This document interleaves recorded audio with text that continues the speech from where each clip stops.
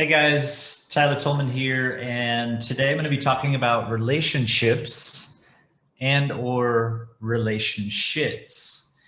Um, a lot of us have relationships in our life that are quite toxic and lead to a lot of stress, a lot of pain, a lot of agony, and potentially living in a state of perpetual hell.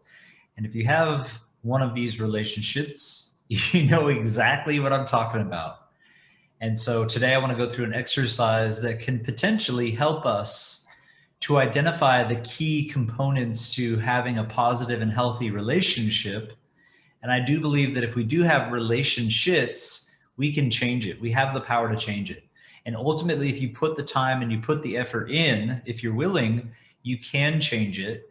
And or you need to become very conscious of where you're at and make a decision. Do I want to commit to this relationship, change it into a relationship, and have effective communication and compassion and these sorts of things? Or is it gone too far and I know I need to move on?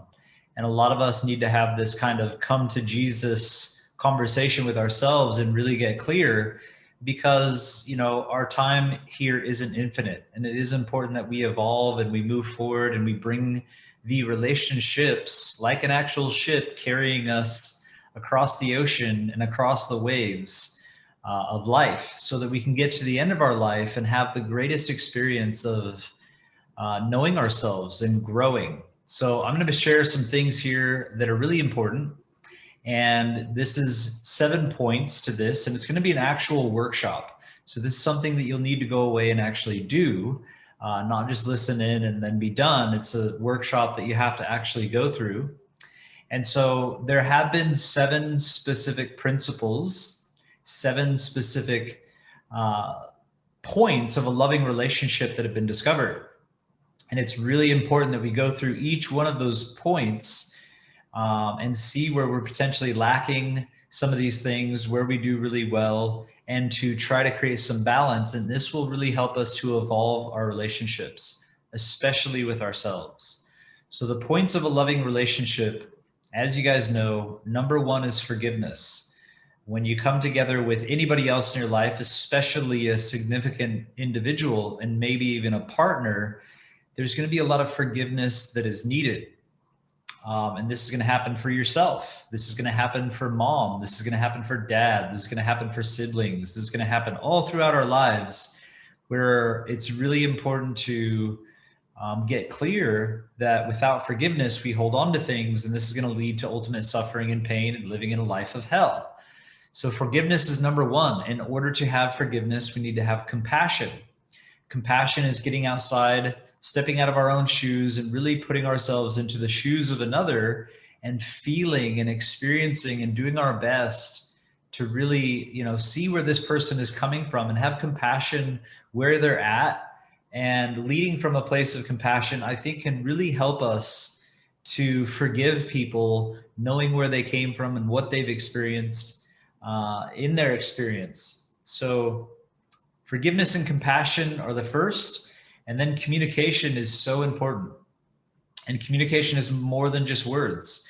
It's our energy. It's what we put out. It's our ability to effectively come together and have courtesy and manners and respect and understanding, and be willing to listen and be willing to accept that maybe I've hurt somebody else, or maybe I've done the wrong thing or said the wrong thing or haven't been communicating in the past, and making the choice that now I'm going to communicate in the way that this individual needs in order to receive what I'm trying to communicate. Because everybody has different communication skills, whether it's, particular words and articulating your words very nicely, or just your energy, the way that you show up and connect with somebody.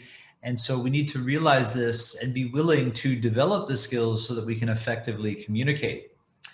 Unconditional love is a big one. I'm not going to go deep into it. I do believe it's the reason that we are here, is to learn unconditional love beyond just our dog and our cat and our children.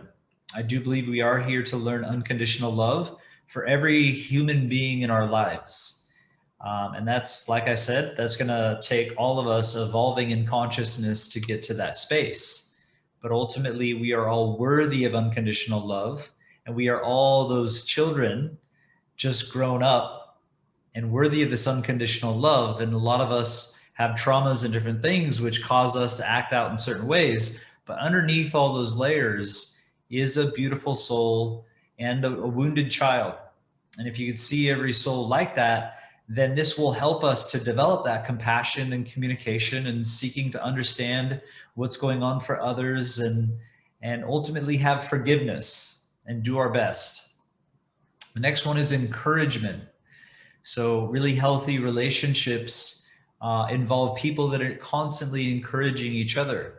So, are you encouraging your partner to be better? Are you encouraging them even with the things that maybe they aren't so good with, but they're wanting to develop, and encouraging them to develop constantly, or in a way that is just encouraging them to be better humans and encouraging them with, the small things. Find the small things that are beautiful and bring them out and state them and say positive things. And we're here to lift each other up.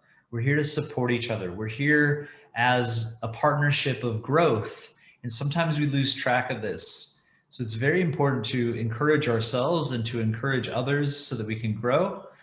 The next one is commitment. So really being clear about your commitment. Are you committed to your own self first and foremost, and your growth throughout life? Are you committed? And, a lot of people might need a lot of work or a lot of time or even just a workshop with this. What am I committed to? Am I committed to my physical health? And if you are, then it shows and you know it.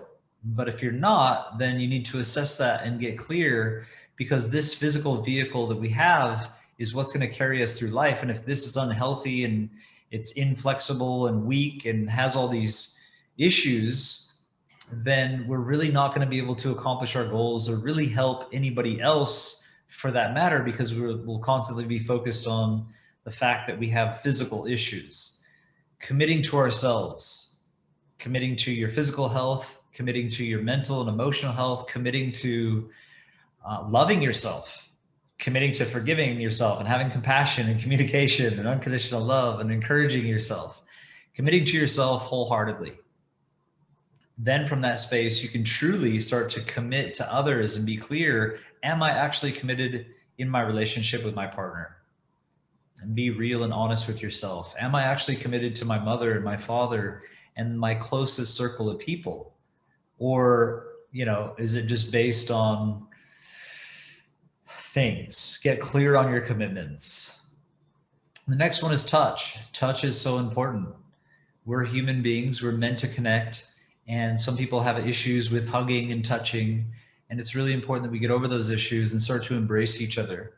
It's important to hug each other and love each other and show affection and be willing to touch. Touch is healing, and it is so important.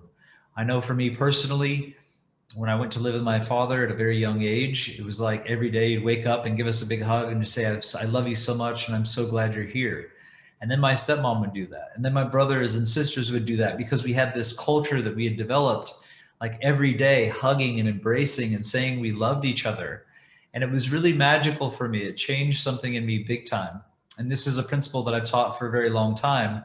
And I've changed families around the world that have started actually touching and hugging and saying they love each other. They've come back to me and just like, oh my God, my whole family is completely transformed because I initiated this thing that you said that we should do, which was hugging and saying we love each other every day. Like, you might know your family loves you, but to actually touch and say it every day is a really big deal. And this is the exercise that I want you guys to do. And it's very simple. It's about writing your name in the center and then the closest people to you and the biggest relationships in your life. I'm talking about mom, dad, and probably partner. And it might be somebody else, but the closest relationships to your heart and the ones that affected you the most, write their names in there.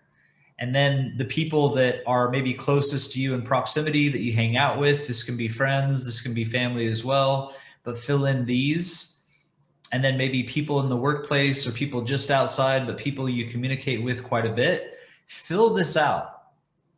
And don't just focus on the positive relationships, focus on the ones that are closest to you.